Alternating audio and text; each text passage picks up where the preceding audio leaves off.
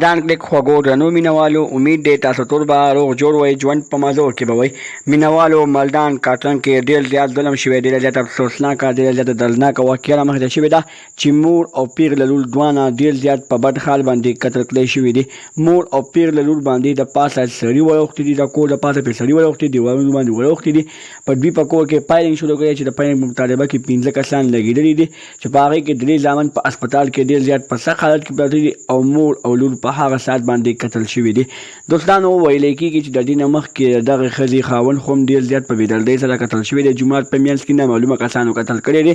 دوستانو ویلی کېږي چې موږ باندې بار بار قاتلان حملې کېږي په هغه قاتلان حملو کې موږ ته پته لګي چې د موږ کسانو باندې نامعلومه کسان حملې کوي او نامعلومه کسان قتل کوي دا نامعلومه کسان به کله معلومیږي په مالدان کاټن کې دا واقعه څنګه رامخته شوې د دې واقعې پوره تفصیل تاسو ته دلته په دې ویډیو کې درکوم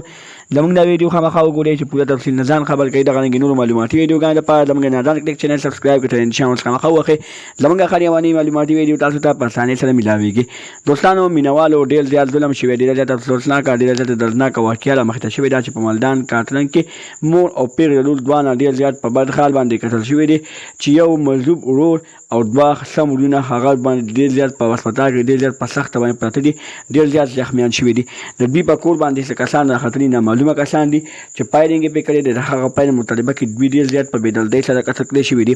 خوا کې ګاونډیان وایي چې موږ پوه نه شو موږ ویلي چې چلته واده به وي ښادي به وي هغه واده ښادي کې به داسې کېږي خو چې کله موږ ته پته ولګېده او دوی په کور نه چغې راووتې نو هغه چغو نه موږ ته پته لګېده چې زموږ په کلي باندې حمله شوې ده خو چې موږ ووتو نو هغوی خپل ځان رسولی او خپل ځان یې تښتولی وو دوستانو دا کسان د کومه هغه دې کسانو داسې قسمه حالات ولې وکړه داسې قسمه حملې ولې وکړه د دې تر اوسه پورې معلومات نه دي راوټي موږ د مالدان کاټن پولیسو ته دا التجا کوو چې تاسو دغه کسان ګرفتار کړئ او دوی ته ښه بھرپور انصاف ورکړئ دغه رنګې نورو معلوماتي ویډیوګانو لپاره زموږ چینل مخه سبسکرایب کړئ ان شاء الله خامخا وخت زموږ هر یوه معلوماتي ویډیو تاسو ته په اسانۍ سره میلاویږي والسلام